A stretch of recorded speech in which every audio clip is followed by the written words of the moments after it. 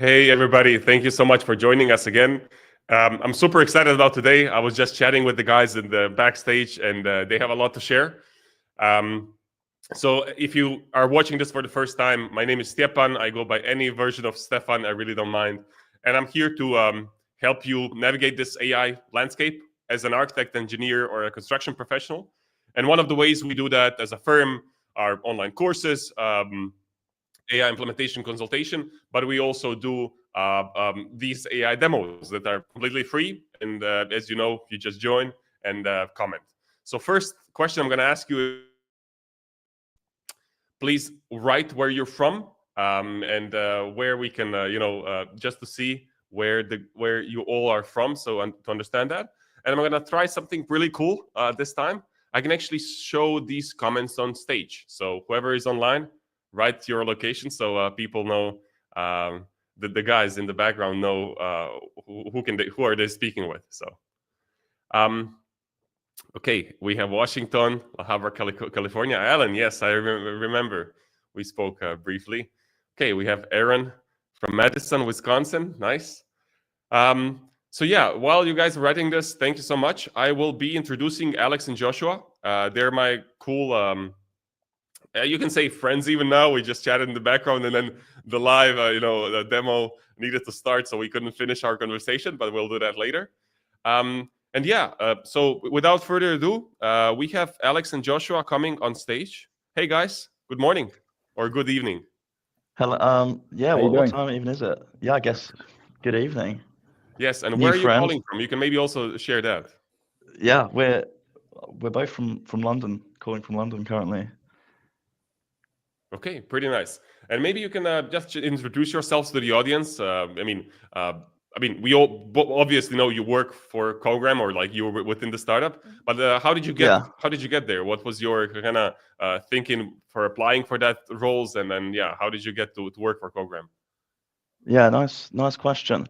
I've got a background in video production and making.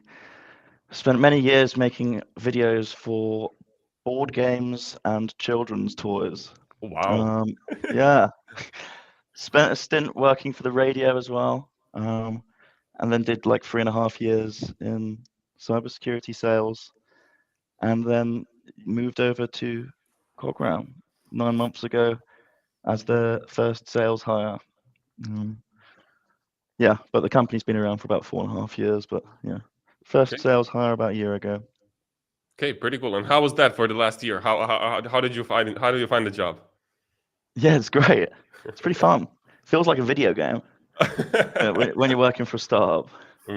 Yeah. I know my guys. I mean, for everybody watching, I also have David and Aiden here in the background watching, and making sure that everything's perfect backstage.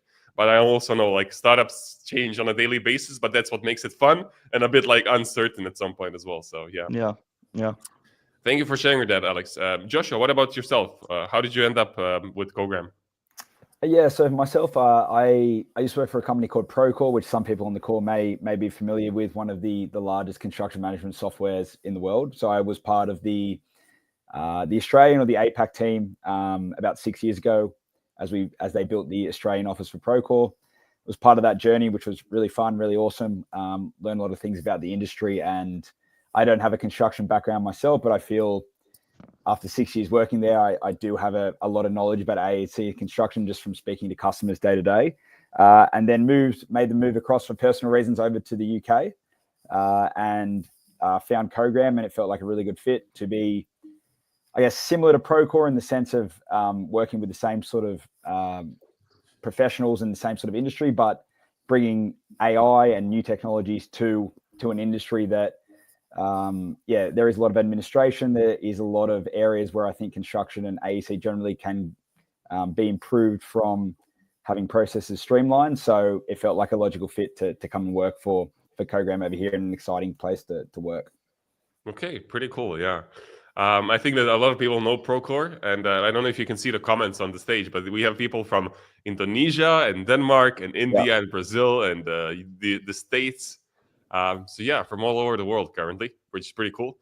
So yeah, let's just get straight into it. Maybe if you guys can tell us a little bit about like Cogram and like because one of the things I learned about you guys a while back now, maybe it's like a year and a half ago, and it was like AEC specific AI meeting note taker, and I was like, what makes it AEC specific? So maybe you can start by answering that question. Like what is Cogram, what problem do you solve, and why is it AEC specific? Do you want to take this one, Josh? For sure. I think there's a couple of things. I think number one, probably the most important thing is security. So for construction projects, there is obviously, I probably maybe should start from the start. There's a lot of AI, there's a lot of note takers or AI note takers that are generic, that are for, designed for tech companies, designed for people working in, different industries. Cogram has been designed from the start for AEC specifically, which means the security protocols are all designed to be used, and we have customers using us on some of the most confidential construction projects. So a lot of our customers who start the conversation with us come to us and say, hey, we've got a couple hundred people working at our business. We've got people using, we found out that people are using a bunch of AI note takers and we've got no control over it. So obviously this is something that is important for us that we want to bring into our business and to our workflow, but we want to have control over where the data is, what the security protocols are. And I think that's probably one of the major benefits of Cogram, is that it has been designed for the background and for the security of our industry, being AEC. There's other technical, day-to-day, how does the tool work? But I think from the number one most important thing is it is based around being able to be utilized on the most confidential construction projects.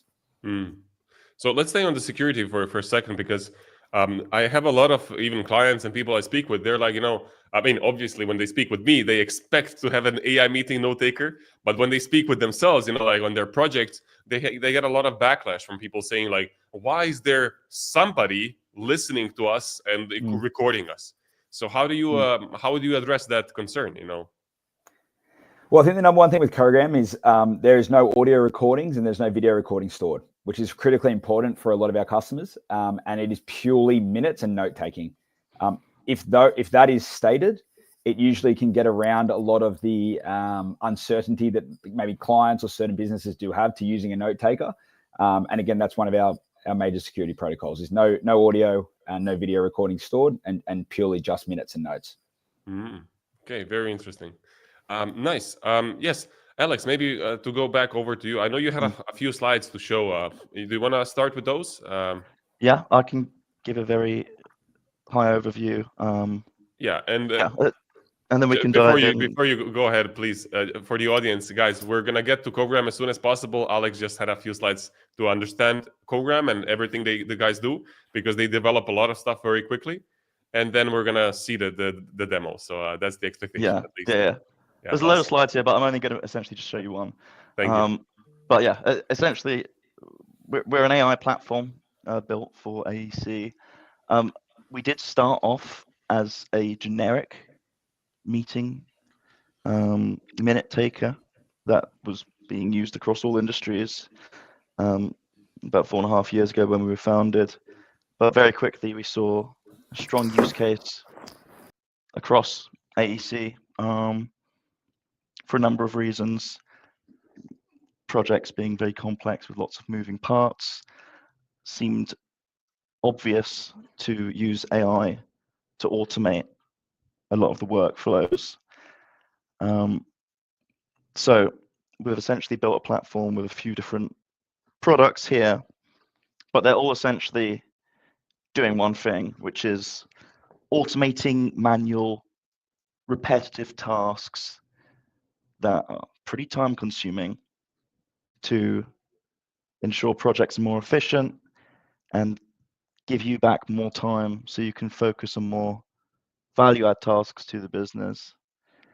So as a very brief overview before we can sort of show you what it looks like, the meeting minutes, that works for Zoom, Google Meet, Teams, you name it.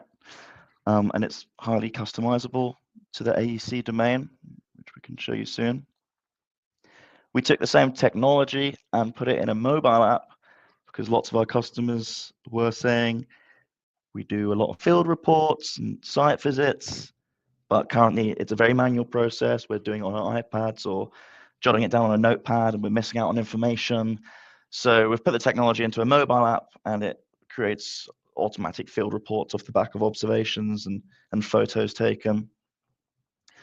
We then created an AI mail management tool, which is currently in staging, being released in about a week's time, which is essentially going to go through your emails and automatically categorize them into separate project folders without you having to do it manually.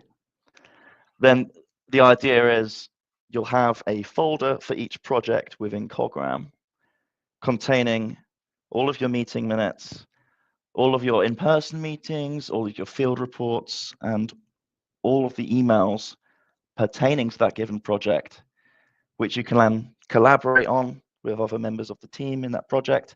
And then you can query the AI, which has access to all the different data points across the entire life cycle of the project.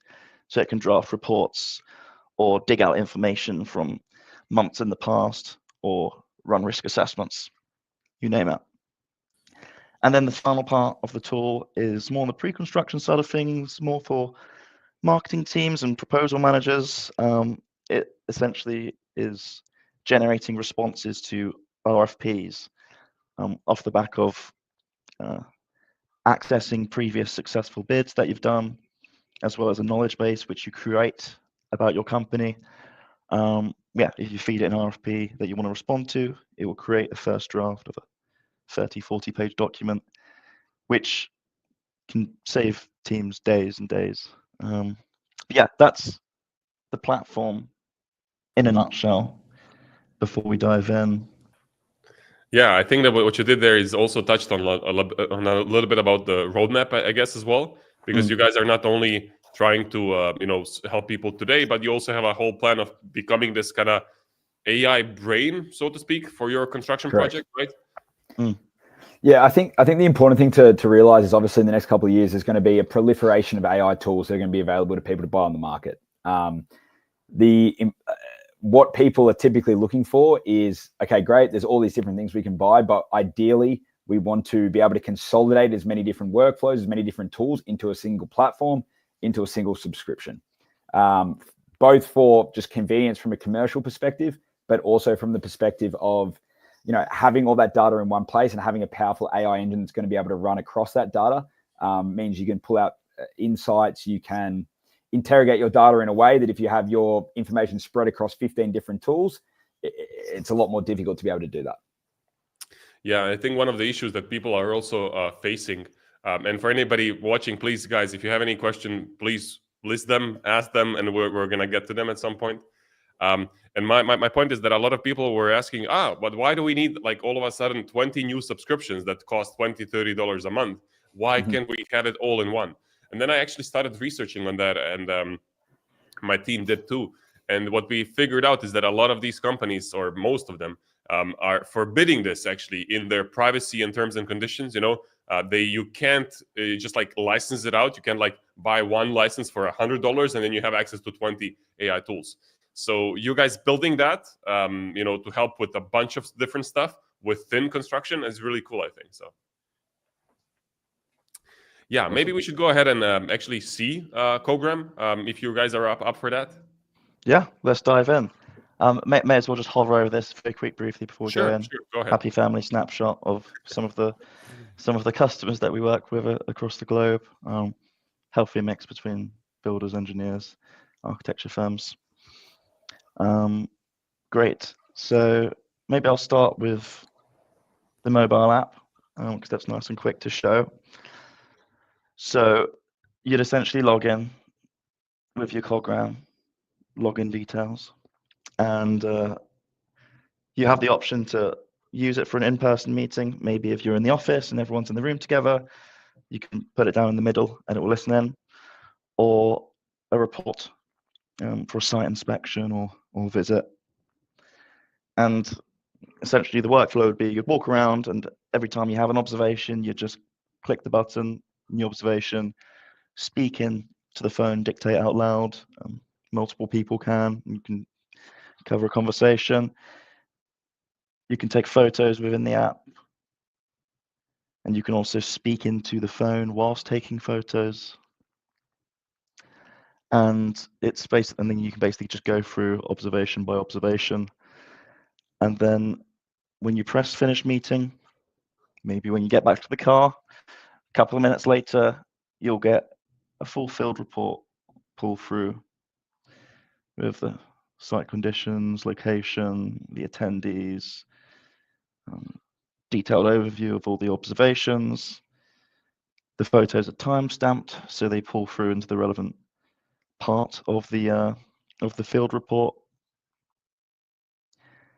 And then, yeah, that's there straight away. So, yeah, as I mentioned before, it can be quite time-consuming, or you might have a couple in a row and then get back to your desk at 5 p.m. and you're trying to remember everything.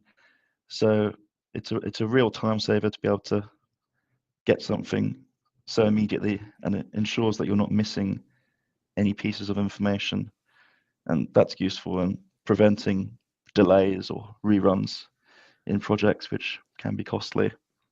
Yeah, maybe I can ask you on that note, on the field reports, how long of a setup is needed for them? Like, if I'm a new potential client, how do I go about it? Like, do I reach out? How long can I expect from reaching out to you guys to actually having this working for me? Or do I just download an app and it all works? Yeah, good question. The normal structure is if you just reach out to Cogram or any of the email inboxes on our website, then we'd normally set up a brief call. We'd normally show you the functionalities which we're showing you today, but if you want us to try it out for free, then you just set up a call with us and we'd create accounts for you, and then it takes like 15 minutes to set up, and then you can try it out for a couple of weeks. It's very, very quick. Hey, but do you need how do you come up with formats for the reports? Do I need to give you my previous reports if I have a specific format on how a report should look like? Yeah, that's a good question. That's one thing that we do that our customers like. I appreciate that most firms will have custom templates that you do your minutes or your reports in. So you can basically send us your blank templates, and we'll automate it so that it populates into your custom templates. And there's no limit to the number of templates that you can ask for us to set up for you, so that when you click download report, there'll be a drop down of your different set templates that you can choose from for it to pull into. Because ultimately we're looking to try and automate as much of this process for you as possible. So we don't even want you copying and pasting. Okay, very nice. Thank you. What about, maybe you mentioned, but I'll ask again, the mobile app, does it work only on phones? On which phones? Like, does it work on iOS or also Android? And does it work on iPads? Yeah, it works on both phones, Apple's, Androids, iPads. Not sure about iPads. Do you know, Josh? Yeah, it works on the iPad as well. Okay. It's the same. So iOS and the Android store, it works. Yeah, I know a lot of people are using iPads and tablets in general for the construction side. So that's pretty cool. We have a question from Azim Beck. I'll show it here on the screen. Does Cogram support any other language beside English? Yes. There's a bunch of languages that we support. So all of the main languages being English, Spanish, French, and then a bunch of others as well: Russian, Norwegian, Arabic. Off the top of my head, to be honest, there is no limit to what languages we can support. If there is a niche language, there's definitely the ability for us to support that. It just depends on the market demand as to if it is worth building that functionality out. But I think there's probably about 10 to 12 languages that we support across all the main languages, and then some of the more niche ones as well. Okay. How long does it take you guys to add a new language? Maybe it's a technical question, I understand, but is it hard thing to do? Like, how can we, do you expect to add more languages in your roadmap, or? For sure. Anything is possible, but when you're in a startup, there is always an opportunity cost. So it is essentially how much demand is there for. So one of my best customers is Hungarian. We haven't added Hungarian yet. They use it in English, but if there was a litany of Hungarian customers who said, "Hey, we needed this to add," we could. It's just about trying to work out, is it worth taking an engineer off building something for another customer to build a new language? So there is always the opportunity cost there, but anything is essentially possible. Okay. Pretty fair. Thank you so much for explaining that, and thank you, Azimbek, for the question. Yeah, let's get back to the application and what you guys have to show. Yeah, of course. So I can show you the meeting minutes side of things. So here's an example of what will come through to you a minute after finishing a virtual meeting.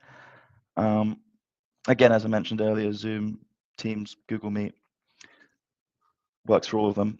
So you'd get an executive summary, a more detailed summary, bullet point notes,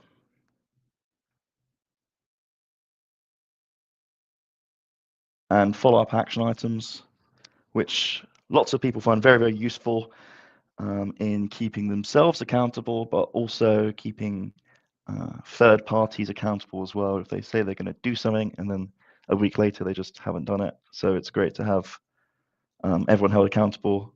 Of course, if you disagree with what it suggested, you can remove it or edit it. And then the standard export for this looks like this. But as you just pointed out, we do custom templates. So here's an example of a made-up construction company, but we can pull through your company header. We can format it in different ways depending on how you need it to look. Maybe I should just jump in with my own thoughts on this just for a second, because as I've said in the beginning, I've been using Cogram for more than a year, and one of the things that I'm really happy with it is that, for example, unlike Teams, where you can only use it on Teams, right? You can't use it on Zoom, or you can't use it on Google Meet. With Cogram, it joins every meeting. So that's first one thing. Of course, you have like other meeting note takers, but I did experience more issues with them joining the calls than with Cogram. Cogram is very good at joining the calls. Maybe it's a small thing, but for me, it's very important that I don't even have to think about if an AI bot will join the call. And then the second point I wanted to mention here, especially for these meeting minutes, is that I use them a lot. Because I have meetings with my clients, and then after like a bunch of meetings, especially for the AI consultancy part where I help them implement AI, there's a bunch of tools we discuss, there's a bunch of things we go through. So what I love is getting those meeting minutes, feeding them back to a private GPT or Notebook LM or something, and actually working with that data easily instead of me thinking what did we mention and writing it down. So that's pretty cool. I just wanted to mention my 2 cents there. So. Yeah, thanks for sharing. That's great. Of course, yeah. Please go on. So you want to maybe pull up the calendar view just to show how easy it is to connect your calendar to Cogram and have that ability to show how easy it is to join a meeting. Yeah. So you basically connect up your calendar. It takes a couple of clicks, and you can set it up in a couple of different ways. I've set it up to automatically join every meeting ever, but you can also set it up to only join meetings organized by yourself, or you can have it automatically join no meetings, and then you basically go in and toggle whether you want it to attend or not, which is pretty quick and easy. So maybe you're working with a very, very secure project where they haven't given permission to do that. So you could toggle it off, but there's a load of different controls we can do. We can ensure the note taker automatically doesn't join any calls with the US government, for instance. There's a lot of admin customization in terms of how you want it to work and join calls. Yeah, one more thing that maybe I can mention it for people who are following, let's say, my journey, and like they're wondering how I do my work in the background. One thing that I set up Cogram to do is anytime I have a meeting with clients and whoever, my whole team. So David and Aidan, they're here in the background again. They also get the meeting minutes, on their email as a summary, so they know what's going on in the business as well. So everybody's on the same page. So. Yeah. And but as a standard, what we do is the owner of the minute taker would get the report first, and then you'd sort of cast a human eye over it before sending it out to the rest of the team. That's typically what we recommend for just for a general workflow. The AI gets you like 97% of the way there, and then you sort of cast your eye over everything to ensure all's in check before sending out. Let me ask you a bit more technical question. I hope you can answer this one. Yeah, me too. No, I wanted to ask, like, how much of the meeting minutes is AI generated, and how much is actually just following the conversation and assembling that together? That's an interesting question. That's a good question. Yeah, I mean, in terms of how it works, it pulls a transcript first, it buffers it, and then once the transcript's generated, it will then go through, and that's when the AI kicks in, I believe, and that's how it organizes it into separate summaries, bullet points, action items, and then once that's done, you can basically customize the retention period of the transcript. Some very sensitive companies want the transcript destroyed automatically, or after 3 years, or after 3 months, so that data retention timeline's completely customizable. Okay. But yeah, interestingly, one thing very worth pointing out is this custom insights section, where you can basically, we can set this up for you if you have suggestions, or you can do it yourself.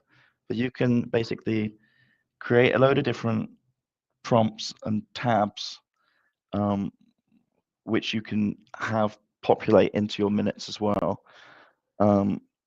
So here's a few examples, like tabular minutes, or draft me a follow-up email. So if I go into an example meeting, that's a demo meeting. What could be a good example to show?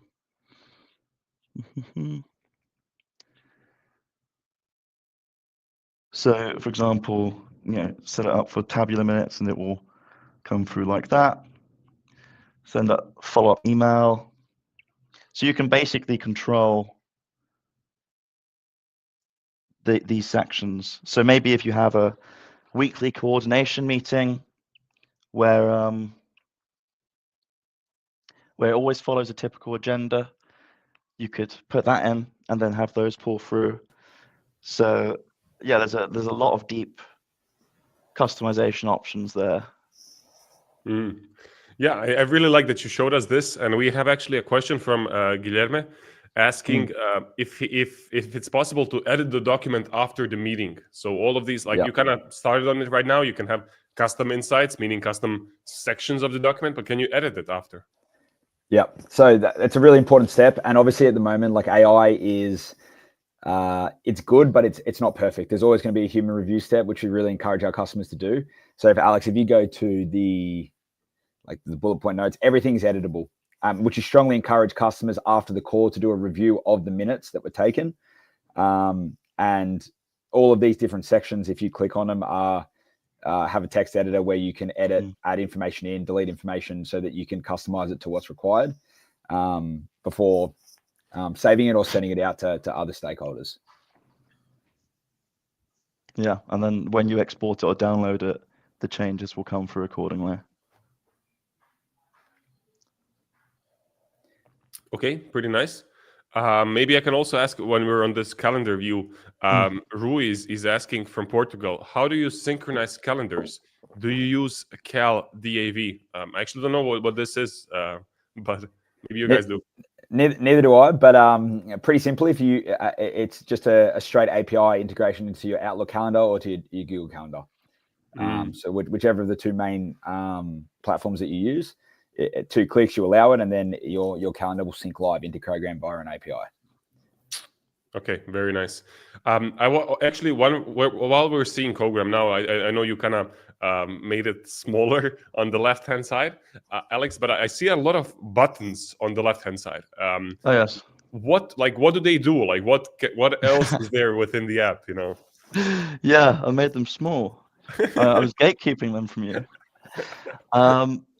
Yeah, so we go through them. We've got a tab which contains all your follow-up action items.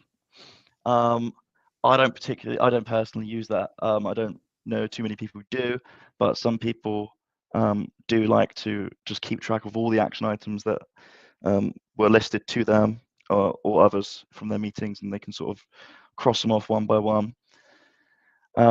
The in-person functionality doesn't just work for the mobile app. You can also use it on your laptop and your browser. You can upload audio if you recorded it for the AI to go through.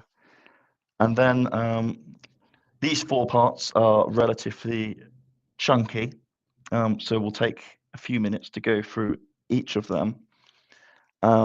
So perhaps I can pivot into the mail management side of things to touch on the email.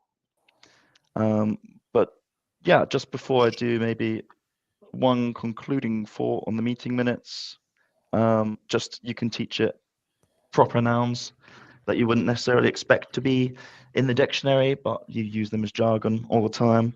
So Cogram, for example, it didn't know its own name, so we had to teach it its name. So you can basically roll this out on a per user level, or if you're an admin, across the whole organization. But yeah, before I dive into mail management, are there any more questions around it seems so. Things? It seems so. I'll show them on the screen. We have 3 questions, so let's. They're pretty long, so let's see what the guys are asking. Let's go. First one from Nicholas. If a meeting moves on from an agenda item and then later comes back to the topic, so you discuss whatever it is, financials, you go to discuss the project, you come back to the financials as an example. Does the second portion get added to the original topic, or does it stay in time order, in chronological order? It depends. That's a really great question. It's very good at combating that, because naturally the way humans follow agendas is sporadically. People will meander, people will go back to the original point half an hour later and raise something else. So the way that it's doing agenda items is it will go through the agenda that you've listed section by section, and it's going to scour through the transcript for everything pertaining to that for each section, which essentially means it's not this chronological mess that humans naturalistically speak in.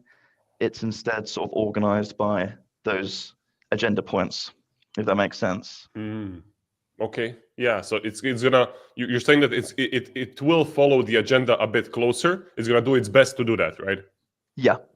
Okay. And especially if you prompt it through the custom insights that Alex showed you, and you told it this is how we want it to come up with this information, then it will. It will revert to the prompt that you set it. Okay, very nice. We have another question from David. Action items would be more useful if they were linked to, say, Microsoft Planner items or checkboxes within OneNote. Any thoughts about integration with such tools? It's a really good question. So I can take this one. So there's a lot of different customers who obviously have some sort of underlying task management or project management system, an ACC, a Procore, Microsoft systems. Long story short is that, yes, we can integrate into anything. We have an open API where we do have the ability to integrate into all of these different systems. It is just a matter of, again, what is the request and how can we build it? So yes, those action items can go somewhere. We've already got a couple of existing integrations with Procore and ACC, but open to exploring more as they come. On the integration side, let me ask you, how does it like? Do I need to have somebody more technical within my organization, my firm, or can you guys help me integrate stuff that I really need for my project? How does it typically work? We can do it, but like anything, there's an opportunity cost for the startup. So how, is this something that, we've got multiple customers asking for, or is this something, a really niche request from one customer? We're always open to a conversation, but if it's something you want us to build, there would typically be a cost associated with it. And for something like Procore, which pretty much everyone in the US uses, or something like ACC, we'll build it because it has utility for across the customer base. If there is a niche thing, it's like we do have the ability to do it, but when you're doing with competing priorities, how does that work? And that's something we can work with the customer with. Yeah, I see you're being very careful about these answers. I respect that. It's honest answers when it comes to like what you can build for who. But can you maybe share a bit more? This was very interesting for me to learn, me personally, to learn about you guys. This 6-week, kind of sprints, what you guys do? Yeah, so we work in 6-week product development cycles. So basically, we're trying to ship new tools every 6 weeks, or improve upon existing tools every 6 weeks. So we have a bunch of what we call strategic customers who we meet with, our founders, who meet with our engineering team on a fortnightly or monthly basis. And at the moment, they are basically giving us ideas as to what else they think would have utility for the industry and their workflows in general. And then we will try and build. We will build in 6-week development cycles to ship new tools. So, for instance, like mail management that Alex mentioned, our new AI proposal generation and bidding, they have been built in 6-week development cycles, and we do aim to innovate and move quickly.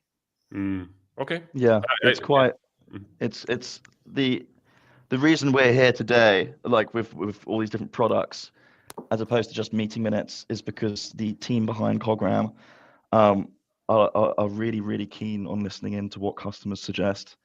And the co-founders with their PhDs from Oxford in machine learning are just super keen to hear criticisms and ideas from all our customers. They're always joining calls with them and listening to them, and then building it into these cycles.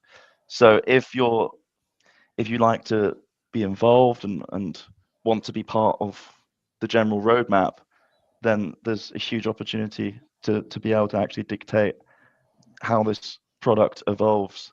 And I think that's a great thing that differentiates us from the behemoths like Microsoft, but correct. Also like a lot of companies, it's extremely high touch, and given we specify and focus exclusively on AEC, all these innovations that are coming out every 6 weeks, a lot of the time, of which they're free, by the way, they're probably going to be relevant to you. So yeah, it's only going to get better. Yes, I may have lost the signal for a second there, but I hope you can still hear me. Anyways, we have one more question, actually 2 more. Now David has asked another one. Let's cover Triambak first. What is the proficiency of the AI that it will collect and make the information in the form of notes after the meeting, or requirement as per the needs? Let me. What's the proficiency? Yeah. How good is it at making notes, as far as I understand? Well, the number one way to test this, if you want to test it for your business, we can set you in the free trial, and you can test this on your own meetings. But it is really good. This technology is really good. It's not perfect, but it is getting better. And it's hard to answer that in any form, except we back the technology. We think it's really good, and if you're interested in it, we'd really encourage you to come and have a chat with us, and we can arrange you to have a test on your own meetings. Yeah. In general, feedback from people who try us out is that it's more accurate than other note takers. I think partly because we're using the most expensive language model available out there, so the transcript quality is very good, and the follow-up analysis that the meeting notes does. But yeah, I guess you can just test it out in a few meetings. That's the best way to see. I think something to Alex's point and to that point there is a lot of people who we speak to say, oh, we're just going to try Microsoft Copilot or Microsoft Teams. Something that's worth knowing is that because of the scale that they operate at, Microsoft Copilot and Microsoft Teams do not use their best model. We use Microsoft's best model. We use the Azure OpenAI platform, which is their latest models. Because of the scale of how many people use Microsoft Copilot, they don't use their best model, so it doesn't perform as well. So it is something to, and I'm not trying to talk bad about Microsoft Copilot. They do a lot of other things that we don't operate in, creating PowerPoints and Microsoft Word documents for sure. But from a pure note-taking standpoint and for solving construction or AEC workflows, it is something to keep in the back of your mind. Yeah, I think this was a very, very important. That's a strong argument, man. I really like that. So let's continue with the emails, and we're going to cover the questions later on. So let's go on with what you wanted to show, Alex. I'm going to put your screen back on. So yeah, please go on. Okay, screen's back on. Yes. Yeah, so I'll briefly show you the email side of things, which is quite brief as it's in the staging. And then I'll show you how you can have project folders for all the different data points and query it with AI. But yeah, essentially, the idea is when an email comes through, it's basically going to file it automatically into your relevant Cogram project folders immediately through analyzing the content and the context behind it. There are a lot of mail management tools out there, but they're quite clunky and you have to do it manually, which no one wants to do. So it's essentially taking a copy of the email and then putting it in the project folder within Cogram.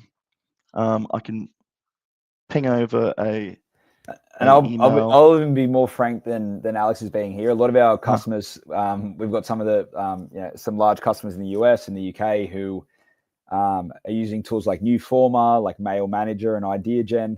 They've been extremely frustrated by the pace of innovation with those tools and asked us as part of our strategic partnership, hey, can you guys build a more modern 2025 version of email management that is based on AI to solve the problem of staff having to manually file stuff? They don't do it. That creates risk in the business. Is there a way that when an email comes into an inbox, Cogram can look at it and then it can make a decision and file it? So this is where this whole concept of auto filing has come from, is to disrupt legacy solutions like Newformer, Mail Manager and the like. Just to be upfront. Sorry, Alex. No, that's great. That's great. And I basically just emailed myself an example email just now, and we can see it's pulled through and it's filed it into the relevant project folder. This one's called Skyrise Tower. And we can see someone emailed this inbox about an Amazon delivery. There's no relevant project folder, so it doesn't force something into where it doesn't necessarily belong. We'll only file it if it's confident. So then I'll dive into what these projects look like. So Skyrise Tower, for instance. Again, as I said, the ambition is for all these meeting notes and all these field reports and all these emails to be in one place, which you can query. And the meeting minutes can get added in automatically. You can do it by a unique identifier or by invitees or keywords. And we can see the emails have pulled through as well automatically. Then essentially what you can do is go into the assistant and select as many email chains or meeting minutes or field reports as you want to essentially query with AI. So, for example, give me a detailed report on issues discussed and potential delays, which could be over a multiple week project.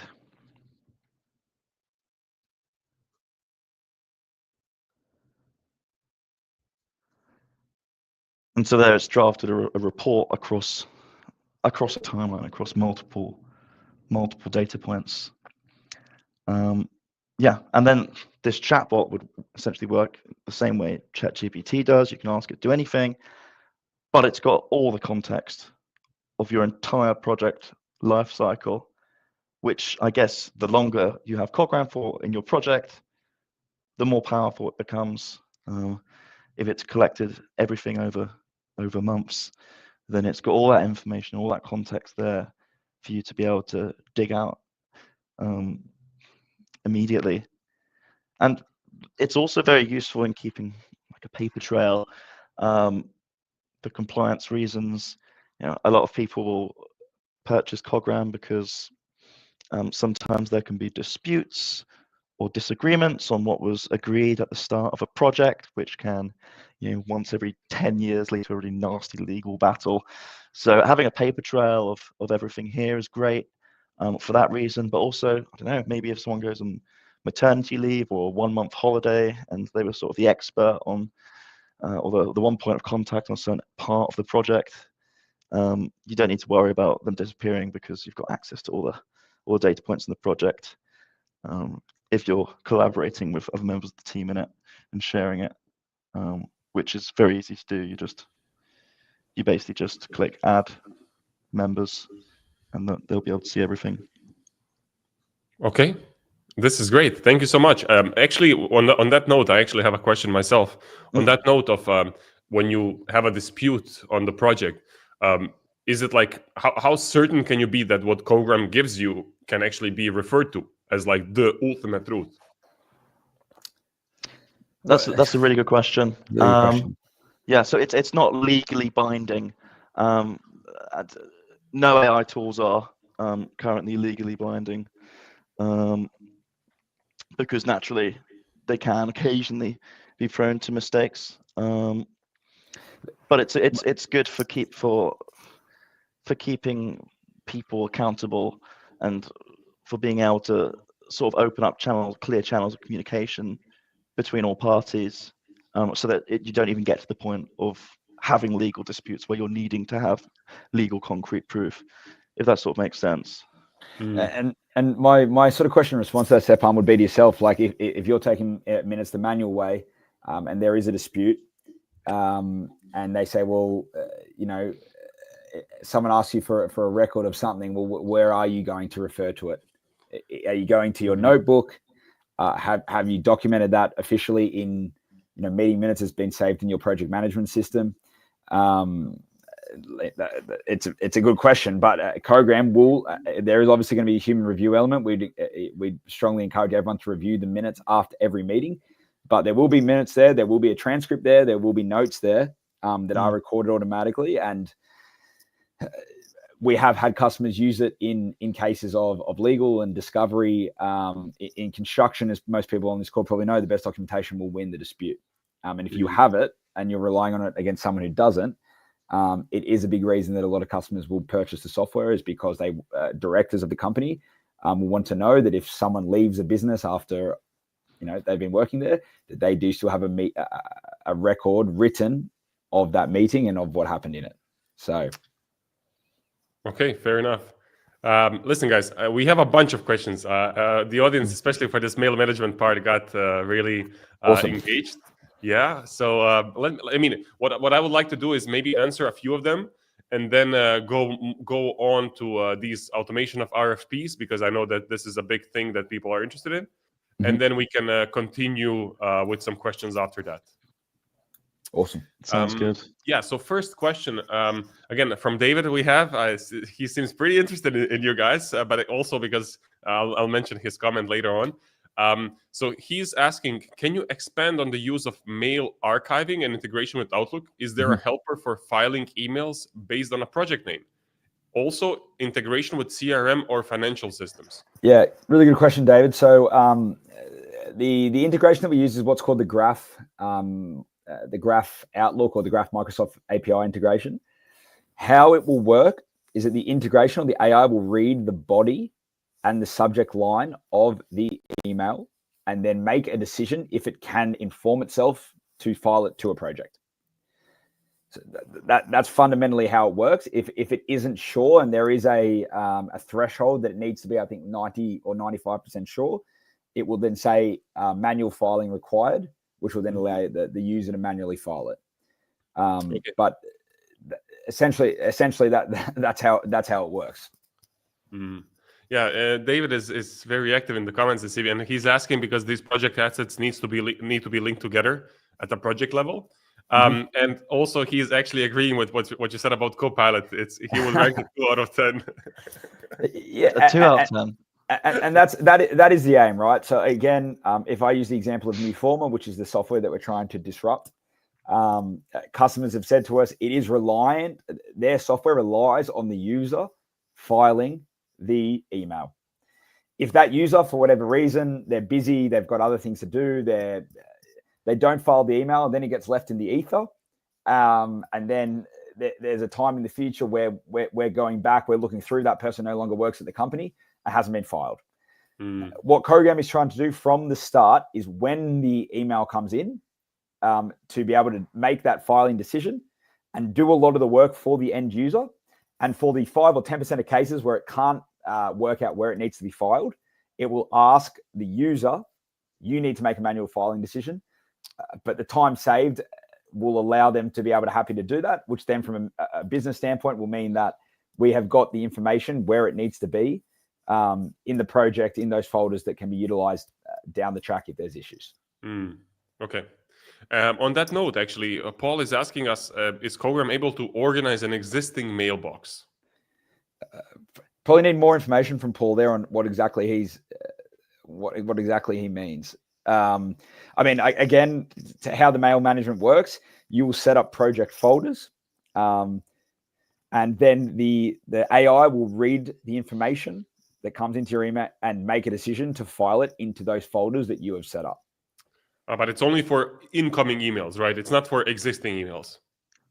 We can do a custom integration for previous emails. Okay.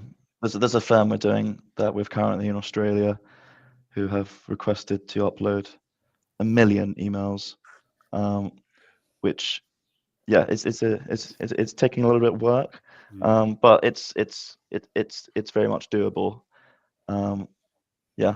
Do you have 1 million emails you wanna back up to the system?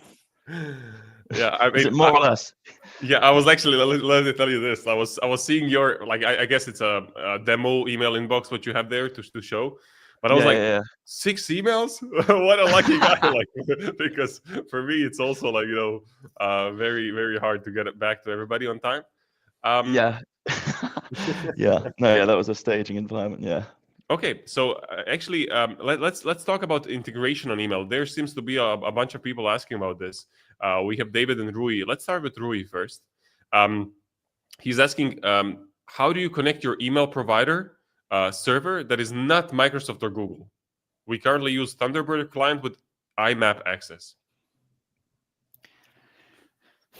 That's a good question. At the moment, we can take this back to our team, but at the moment, mail management or email management is based on Outlook. It's based on the use of Outlook, to be completely transparent. If there are other use cases, we can look at it, but the integration has been designed, and the Graph Outlook API is a Microsoft Outlook integration. If people have different email providers, could you put it in the chat section now, and then we can basically feed that back internally, and we can see what's possible. Yeah, we have David again saying something about Tonic and Mail Manager, that they do nothing to help your inbox, to organize your inbox. So Tonic and Mail Management are 2 of the tools that we're trying to disrupt. To be completely transparent, them and Newformer. And again, what Cogram is designed to do is, as the email comes in, it's going to do the automatic filing for you, and it's going to take a copy of the email and it's going to put it into to where it should go in the project folder. What's also important, though, is our customers have fed back to us that they don't want Cogram automatically deleting or moving information around in their mailbox. They still want to have the human control over that. So Cogram will take a copy, but it will not impact how you present your mailbox. If you like to use your mailbox as a task list, you're going to still have the capability to do that. It is just going to do the automatic filing and tell you that it's been filed on your behalf. Okay. And then when it comes to, you asked the question on if you have 1 million emails, David is saying that he wants to migrate or potentially migrate. So how that he has more than 1 million, and then Paul is saying that he has 23,134, which is pretty precise. So maybe a question about migrating from an existing email organizer application, the ones you mentioned that you're trying to disrupt, to Cogram. How would that look like? The migration point's an interesting point, and there's probably a few variables that go into that as well. Of like, where is your information stored? Is it on a server locally? Is it on prem? Is it stored in a cloud environment? So we probably need to get more sort of specific information from those guys on how we would manage the implementation. I guess from a that's one question. The other side of it is there is probably going to be a line that's going to be drawn of like, okay, this project, or from now on, we're going to be using this mail management system, and information is going to be flowing into, these different mailboxes that we've set up. But absolutely, we can do a transformation. There's just probably going to be more specifics that we've got to work out from an individual customer level on how they store their information, how they store their data, and where would they like that moved, and how would they like that interacted with. Yes, I think that, thank you so much. I think that we have a bunch of more questions, and I'm sorry, guys, for the sake of time, I really want the guys to show us first the automation of RFPs, and then we can come back to all the questions later on in the later part of the show.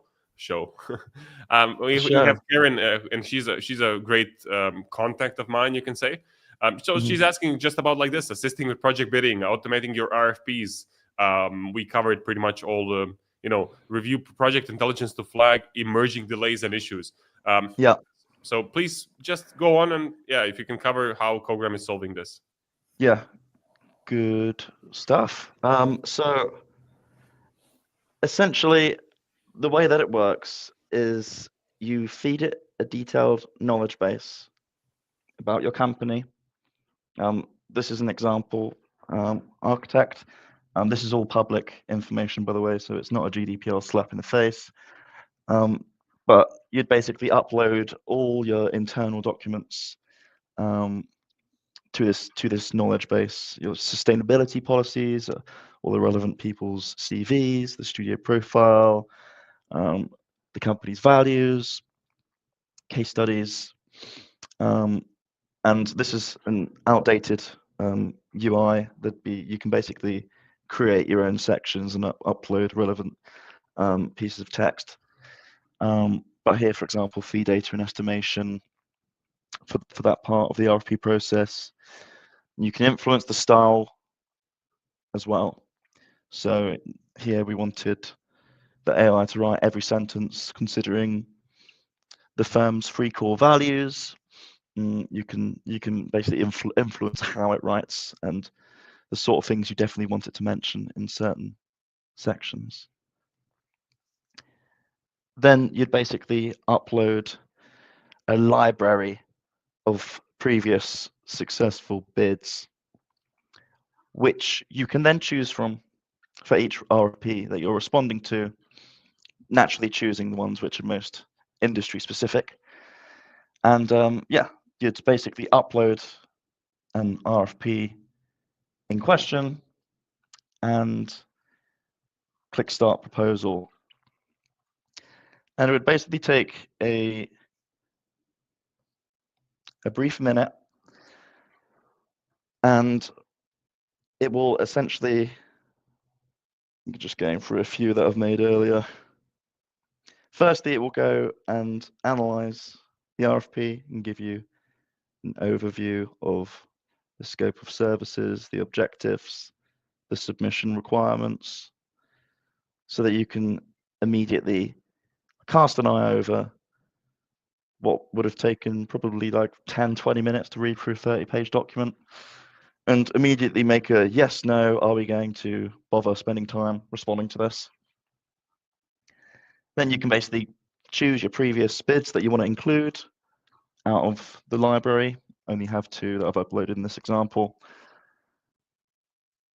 And then it will essentially generate a table of contents, section by section, outlining what it anticipates, what it intends to write about when you press create proposal. So here you can basically go through and check if everything's in order.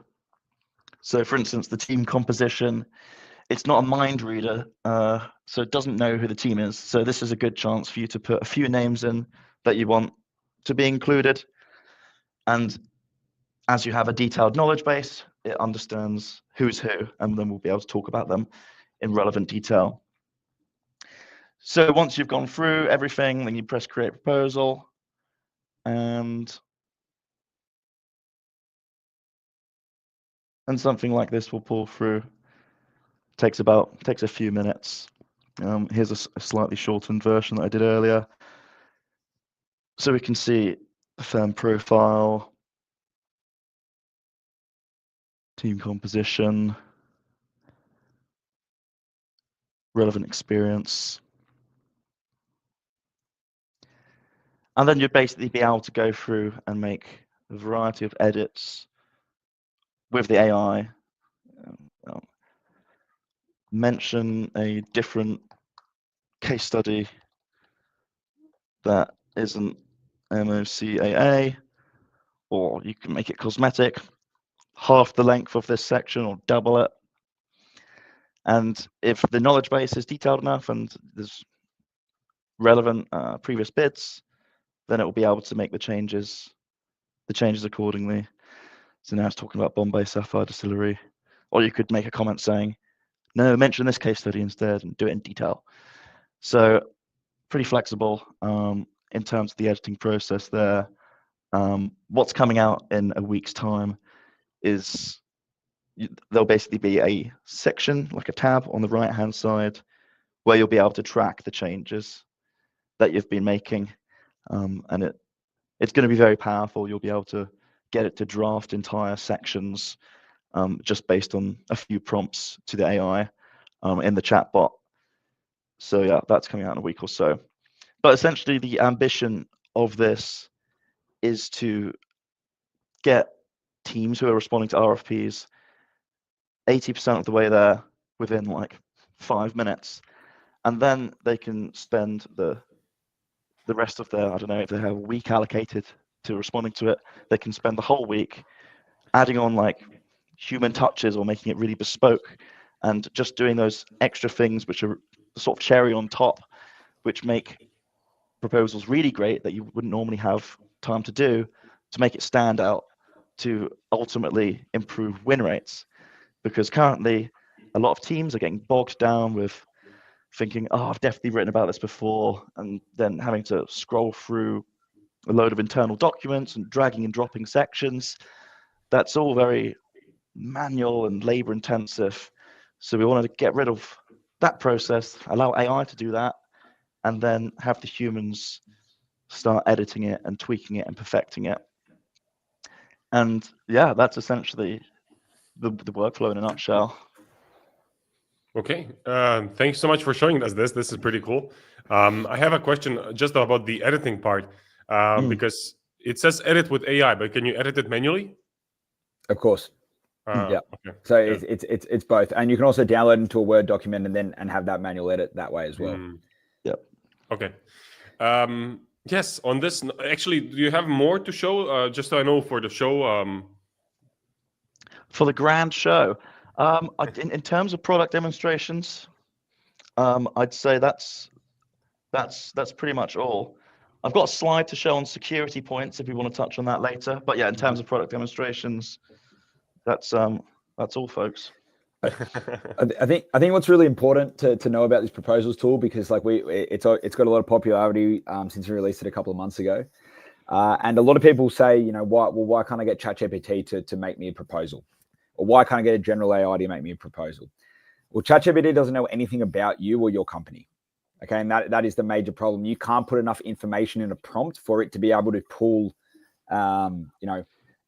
key projects that you did 3 years ago and how that was relevant to the project that you're now responding to. Versus with Cogram, what you're essentially doing by building that knowledge base is grounding the AI in your company information, which is really unique. And it's quite a novel tool. It's a unique tool. and it's utilizing the same power and the same models that you might utilize with ChatGPT, but you've grounded that AI and it knows all of this information about you, and then can put together a first draft bid, or a first draft cover letter, a first draft project overview, utilizing your company information. And as Alex said, it's sort of trying to get you to that. We had a customer of mine who I work with in New Zealand. He said to put together a bid takes him 40 man hours. If he can try and get to a first draft in 10 man hours and then edit, there's huge savings there, because obviously, when you're trying to win work, all the time that you put into it and you don't win that job is going to be a sunk cost for the business. So the problem we're trying to solve is how can we get better quality, and also how can we get high quality products quicker. Okay. Yeah, thank you for explaining this. We have David here asking, how does Cogram address standard terms and conditions, which we don't want AI to write, but do need help sifting through them? And scope inclusions and exclusions. This proposal example is fluffy and does not address the specifics of real-world proposals. So what would you answer to David here?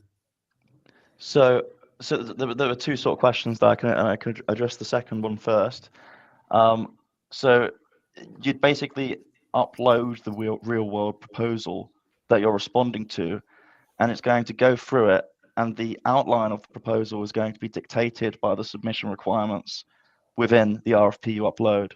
So these categories are going to be different every single time. So if it's often in education RFPs, for example, there will be like 6 questions and it wants you to answer each with like 1,500 words. It's going to do that because that's in the proposal. And in the table of contents section, the stage before this that I showed you, where you can sort of see what it's planning on writing before you press start draft, you can basically check if you're happy with how it's planning on responding to those questions, and you can influence how it's going to respond to them. But yeah, does that answer your second question? And if so, could you repeat the first question? How does Cogram address standard terms and conditions, which we don't want AI to write, but do need help sifting through them? Yeah, is that referring to like the mail management? So we don't give it write. It doesn't need write permissions, but it needs read permissions. But that tends to be not a blocker. It'll read through the standard terms and conditions. Like if you, I'm not sure if you can see my screen that I've just started sharing, but like if you upload the RFP or the proposal document, okay, number one step, similar to how ChatGPT would do it if you uploaded a large document to it, but it's going to read through that document. And this is an example proposal that, but it will pull out, key information, the purpose of the proposal, the description, information about the project, specifics about the requirements that needed to submit. So this information will be put out in a couple of seconds to allow you to summarize. And it will do that. Again, I would say if you are interested, we're more than happy to sort of run you through a live demo of this personally, and happy to use your documentation and show you the output of what's produced. But this is what it is designed to do. Any document or proposal that is uploaded into the system will be able to be pulled out, will be able to be summarized quickly, and then if interested, then you can convert that into a first draft proposal for submission. Okay, fair enough. Yes, for the guys asking all the questions about very specific ones, I would love to answer them, but let's keep them for the end of the show, because I want to, I guess, think about the majority here. And let's, if it's okay with you guys, let's discuss the security. You wanted to mention that, Alex, and then we can talk a little bit about like the roadmap, the financial runway, and and then we can leave the rest of the questions for the end of the show, I guess. Yeah, I love that plan. That's great. Okay. So a couple of points on security. There's sort of two main reasons people go for Cogram. First being it's a platform tailored completely towards the industry, but the second main reason is we're extremely security and compliance conscious. So this particularly applies to the note-taking and the field reports.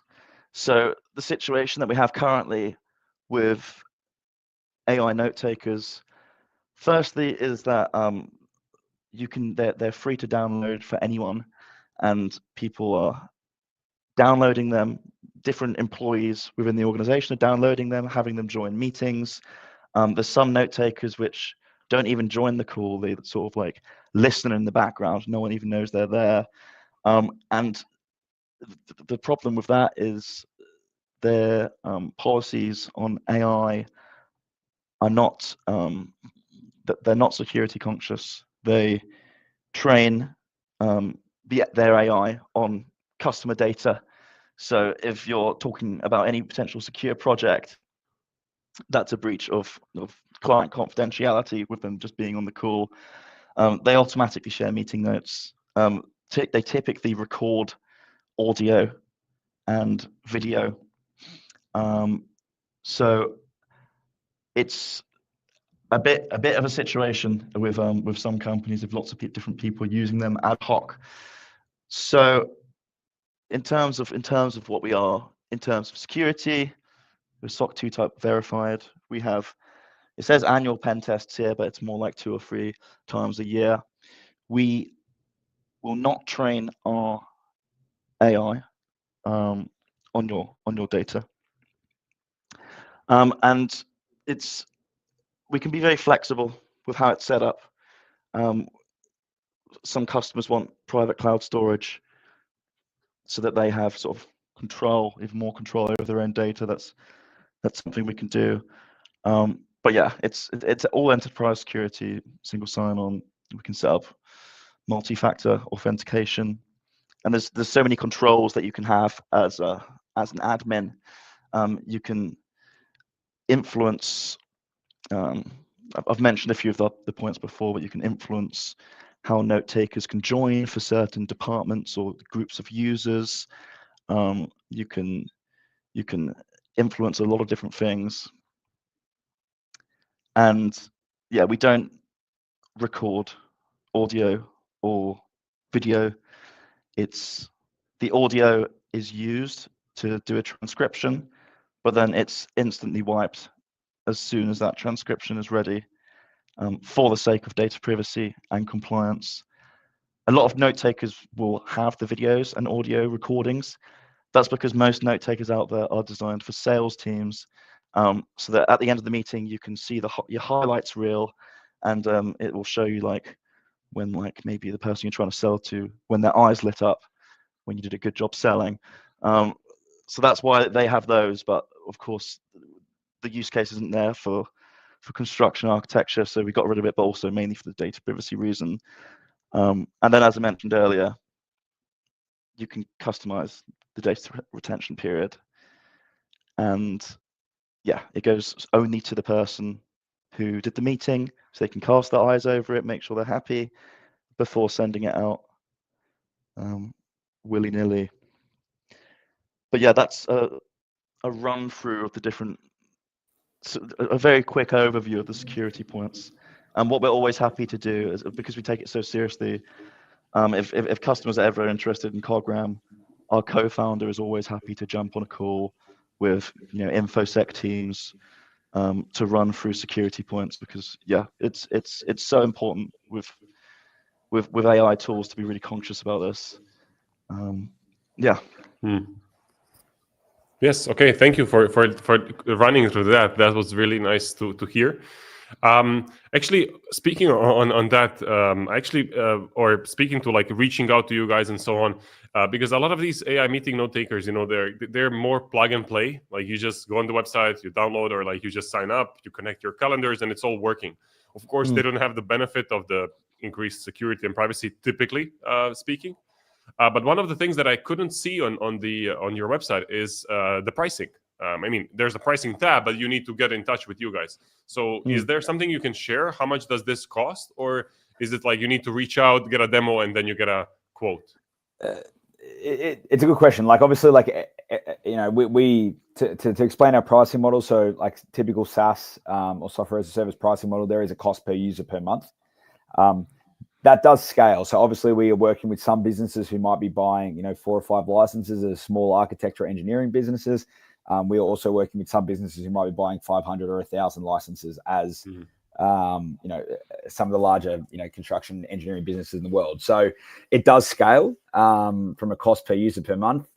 I guess to give you a bit of a ballpark, it could be anywhere from a US dollar perspective, at the $60 to $70 a month for people buying a small amount. If you're buying hundreds of licenses, you're probably more at $20 a month, around there.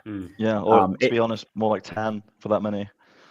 Yeah, so we would definitely encourage, like everything at the moment, we're all about partnership. We're all about forming bespoke relationships with clients and building long-term relationships. So always happy to have a conversation. But in terms of a ballpark figures, that's where you would look at, depending on the amount of licenses that your company wanted to purchase.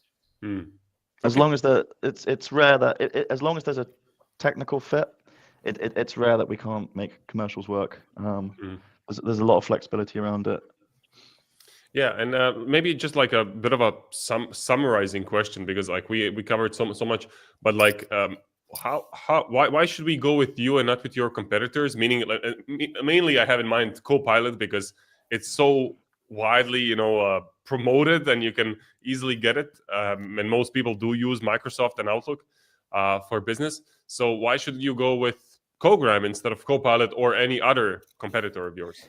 One thing I would say, and this is sort of reflecting my own journey within like working with construction softwares for the last 7 or 8 years, is that a lot of the larger software vendors, they do not care, or they have poorly served the AEC industry. They have not don't have an understanding of the specific workflows. Copilot is going to be a great tool. Everyone's going to use it at some point. It is going to become, we expect it to be sold as part of the Microsoft package, just like Microsoft Teams was a couple of years ago. The question that I would ask is, do you think Microsoft are going to be building specific workflows and specific tools for your business, for the architecture, engineering, and construction industry? And have they shown any desire to do that? What we are trying to do is work with people or businesses like yourselves to build products and around the workflow specific to the AEC. We don't serve anyone else. So there's a lot of sort of subcategories of why you would want to work with us, but the main one would be that we are trying to build a platform based on AI for the AEC industry specifically, and are looking to improve and to work with partners who are helping us to improve workflows in that sense, versus your generic massive software companies that are just going to build something that was going to have some application, but it's not designed around your specific workflow. That would be my answer. Yeah, and one thing to add is that we're not. There's only a small overlap between us and Copilot, in the sense that we both do meeting minutes, but there isn't really an overlap elsewhere. So like Copilot has a load of other things that we don't do, as Josh said, like going through like your documents and AI assistance there. So we're not going to compete with Microsoft on that. But again, as Josh said, AEC specific components, there's no one else doing it to the scale that we're doing it. But yeah, I'd say my favorite thing about the company is just how high touch we are with our customers. We'll meet with you like multiple times a week if you want, and we will build your ideas into our roadmap. And I don't think you're going to find that with a competitor anywhere else. Okay, I love that you said that, because I also ever since I kind of entered the startup world myself, I just love it, because like things happen like this, things happen immediately. Like you listen and you like actually do something on it, and it's not like waiting for like another cycle, another budget, another year, like whatever, promises and promises. It actually happens today. So I love that you mentioned that. And you like, let's talk about the roadmap. Like what's next for Cogram? Like, are you like perfecting everything you have on your screen right now? Meaning like all the project proposals, meeting minutes, mail management, and side reports, or are you developing something new and like whatever? So combination of both.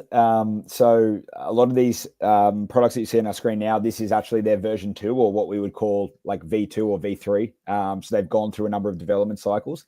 Obviously, how software development works is once you build something, you do need to give it to the customer, you need to give it to the market, and then you need them to tell you what is going well and what isn't. as opposed to assuming, because that's how you make assumptions. The assumptions are wrong. You need customers to tell you. So I would say to continue to improve what we currently have, but we do also have a lot of, we can't commit to it, but like a lot of things on the roadmap, integrations with different solutions, things like Deltek, Vantage Point, integrations with other systems, looking at things such as contract review. The ability to contract review documents is something that's probably going to be coming in the next couple of cycles. Alex, any others that you can think of off the top of your head? Estimation, that's probably going to be a bit further down the line. That's quite a hefty amount of work, but just being able to automate the estimation side of things in enough detail is also on the roadmap.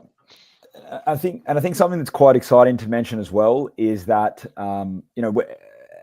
AI, or these underlying models that we are using, they are getting exponentially more powerful.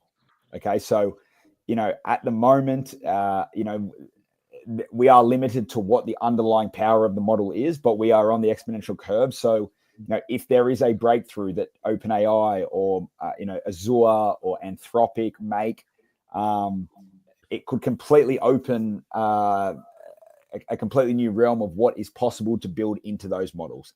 So I think that's personally why I joined the company, why I'm so excited to work here, is that this is revolutionary technology, and it's hard for us to give you a roadmap of what it's going to be like in 2 years, because we don't know how powerful these underlying models will be and what the capability that they will be able to do, which is really exciting.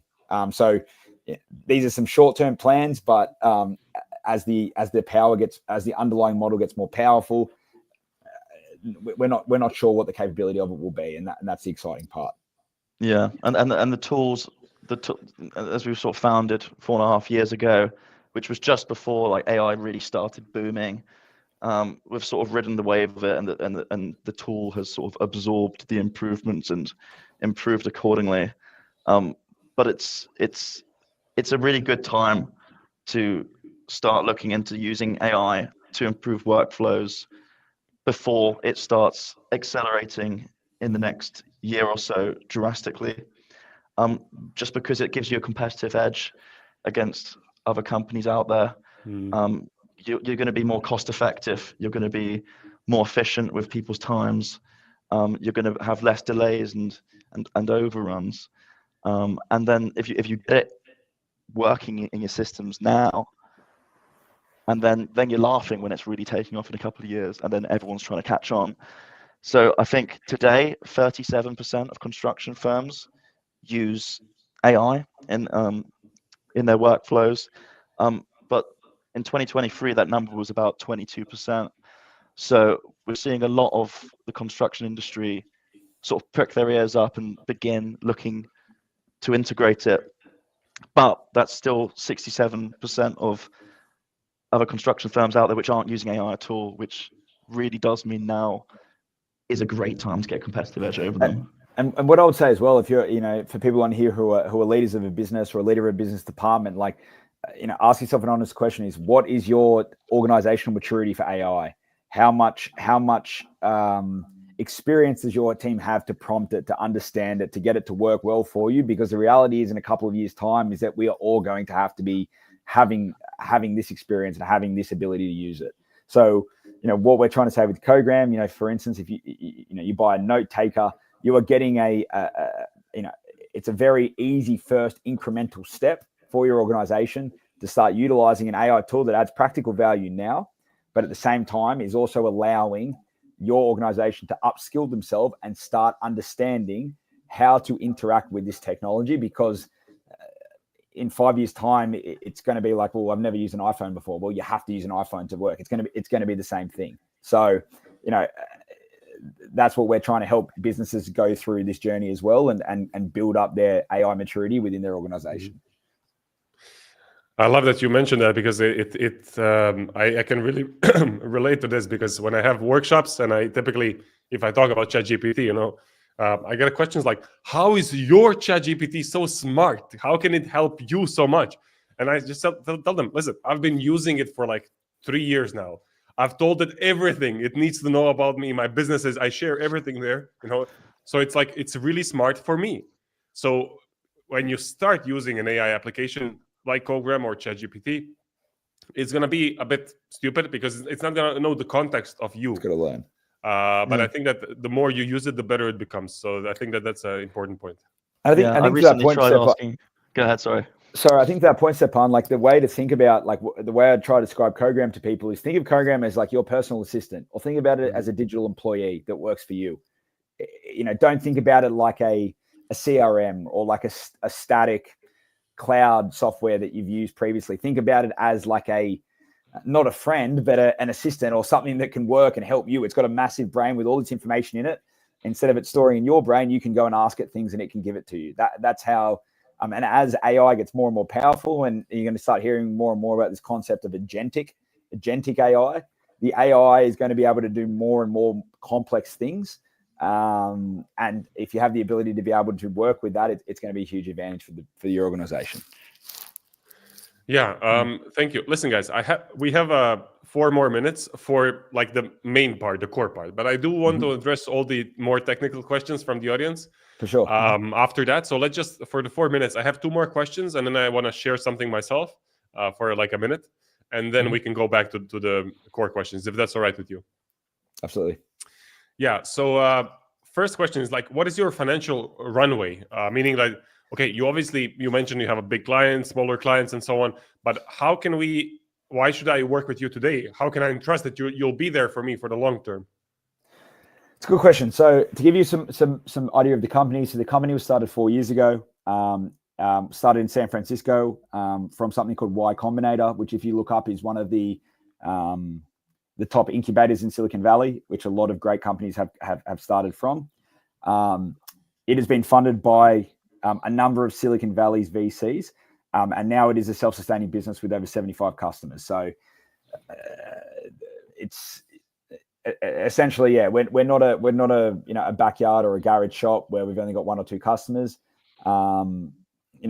This has significant money behind it, significant investment behind it, and has now has a significant market presence, and is continuing to build from that, if that makes sense. And we've only spent about 15 to 20% of the funding that we received. Okay. There's a 4-year run. I don't know if we're meant to say this, Alex, but there's a 4-year runway that we have. If we did not sign 1 more customer in the next 4 years, there's still a 4-year runway. Hopefully that doesn't come back to bite me on the ass for saying that, but that's the information that between us as friends here is the reality.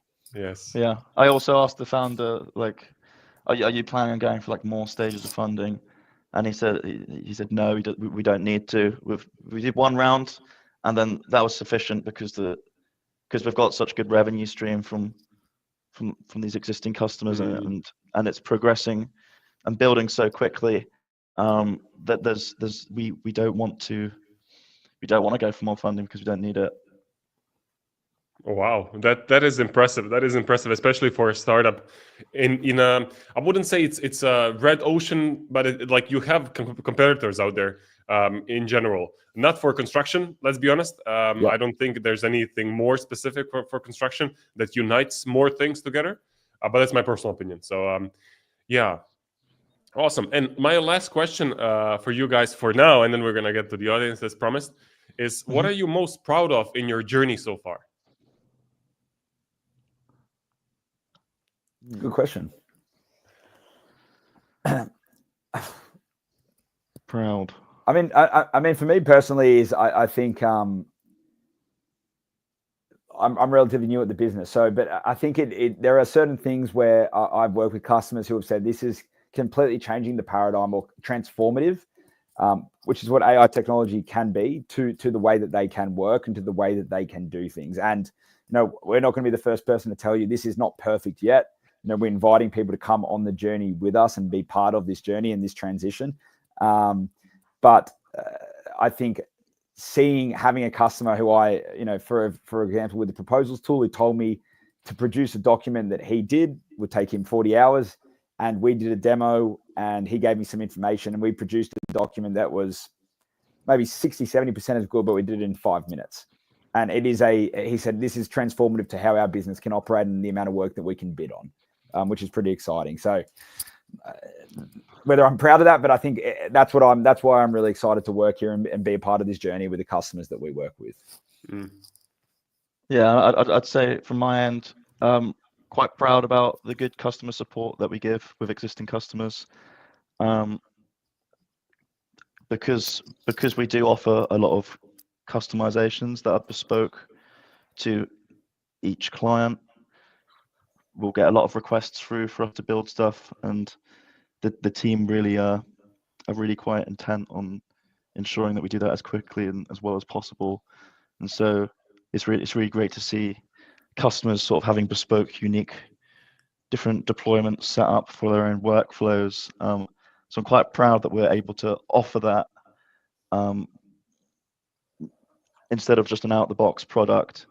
And I'm also quite proud about how unpushy we are in the sales process.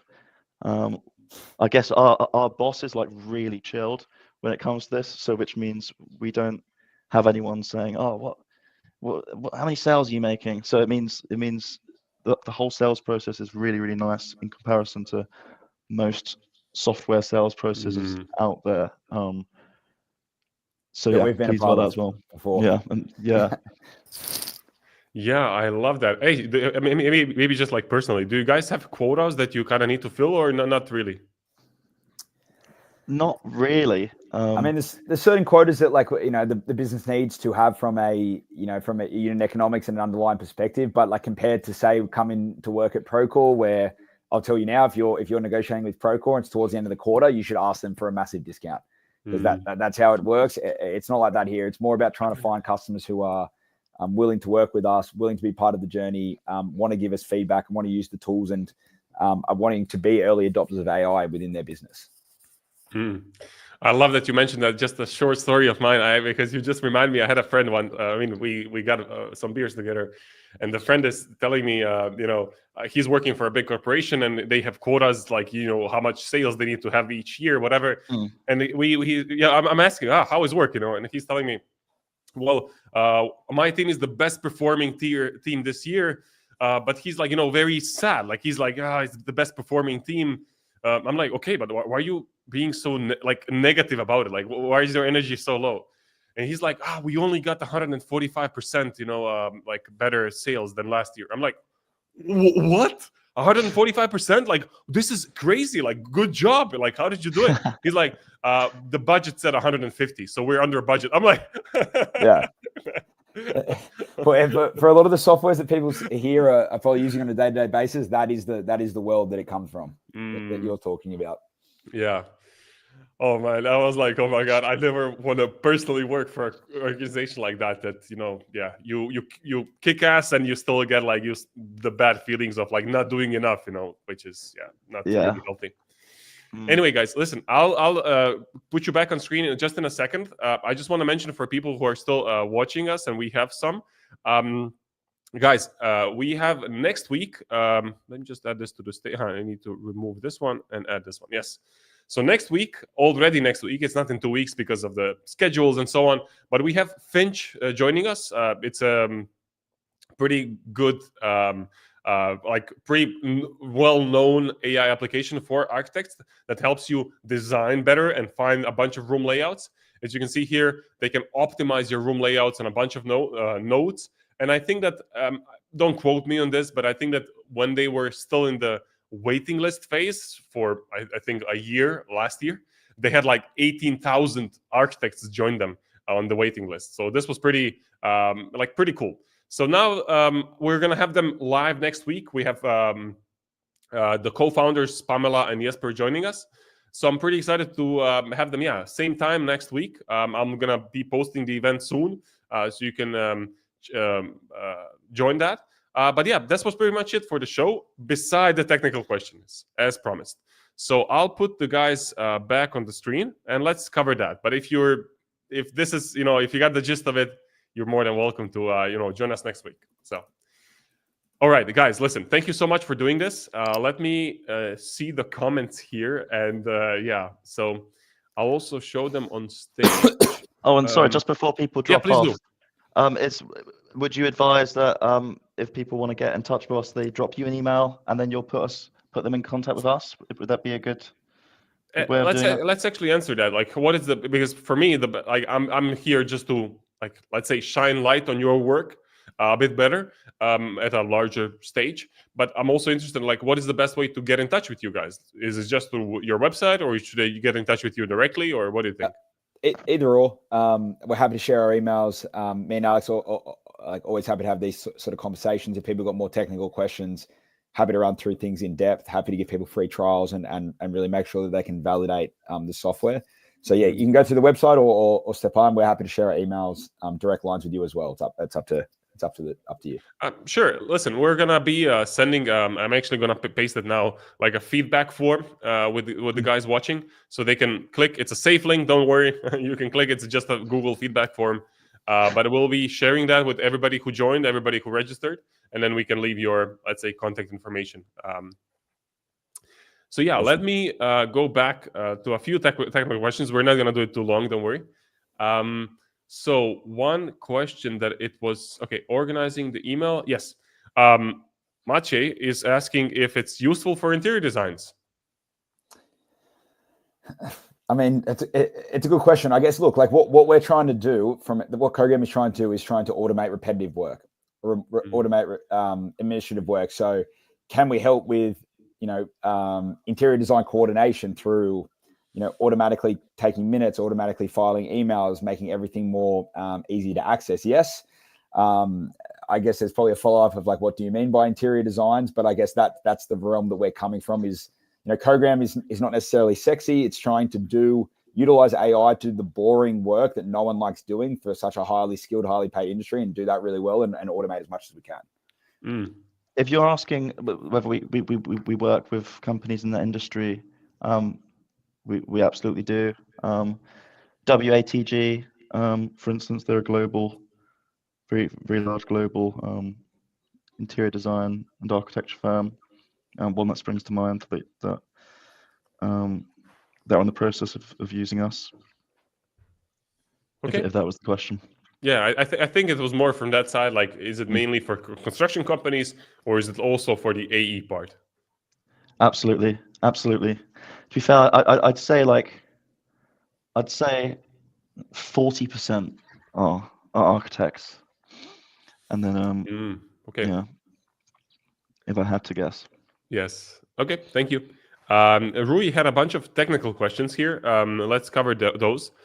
So it was about the email management part. So do you need to be on a Microsoft account because Outlook can access through IAMP, and or do you just need Outlook as an email client because that's the plugin you have?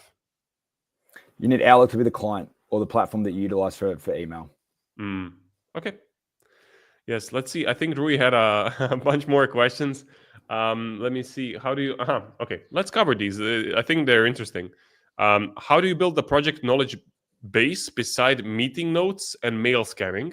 Can you add information like notes, design statements, schedule of works, drawings? So if we're talking about building a knowledge base for the proposal generation part, the answer would be that you can put in any information that your company has. So there is truly no limit to the information that you can fill in to curate and create that company knowledge base that you're going to ground the AI in. If that is the question, and if it means in the other element of it is, like, if you're all the information that is going to be stored in Cogram or is going to sit in Cogram is then able to be interrogated and analyzed to a powerful AI as well. Would be the other part of it. Yeah, I think it was. There's a second question and a third and a fourth. So let's see if there's any form of a team chat. Cogram could look into that to extract notes. I guess what people are asking, or what Rui is asking here, is, like, can you build a knowledge base of your firm's knowledge within Cogram, or is it mainly for the like proposals? I mean, any information or data that's stored in it. So, like, that's the reason that we've moved into the email management space recently, is because we want to have all project correspondence into one central platform, right? We want to have emails, we want to have meeting minutes and field reports. Typically, they're the three different elements of project correspondence, they're going to sit in the platform. They're going to be able to be reported on and interrogated with AI, if that makes sense. And we've had a few customers request, which I think is what you're getting at, request the functionality to be able to upload, for you to be able to upload other documents that aren't meeting minutes or field reports or emails. Yeah, like documents with drawings on and so on. So that's something that's also on the roadmap. Okay. Let's cover, actually, because we have I also see Karen had a bunch of questions, but then she said she needs to log off, and she's a good contact, so I know. But I guess if it's possible with you guys, maybe just to kind of start closing the show, is it possible for us, I guess my team, to share the questions with you guys, and then you can get back to them with answers? Absolutely. Okay. I think that's the best way to go about it, because a bunch of these questions all of them are very technical. So it's not something I think we can generalize and so on. So again, I guess you can see these questions. We're going to share them with you guys, and then you're going to get in touch with the people who asked them.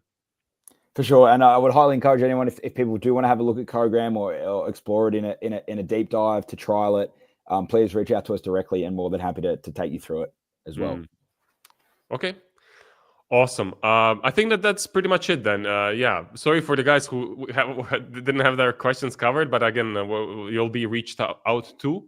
And yeah, guys, do you have anything else you want to wrap up on? Thank you for the opportunity. It's been great to speak to everyone. And yeah, as I said, if you want more information, we're here to work with you, and please reach out. Yeah, thank you so much for doing this for me and for us and for the community. I think it's awesome, and I think we need more conversations like this, out in the open and answering the tough questions. So I really hope that we are providing this for the community. But anyway, let me just remove you guys. Thank you so much for joining us today. And yeah, let's just end the stream. I think that's the best way. Thank you, everybody. I hope to see you next week. And thank you so much, Josh and Alex, for joining us today and spending the time with us. So. Thanks, everyone. Thanks, everyone. Thanks, Stjepan. Bye-bye. Bye-bye.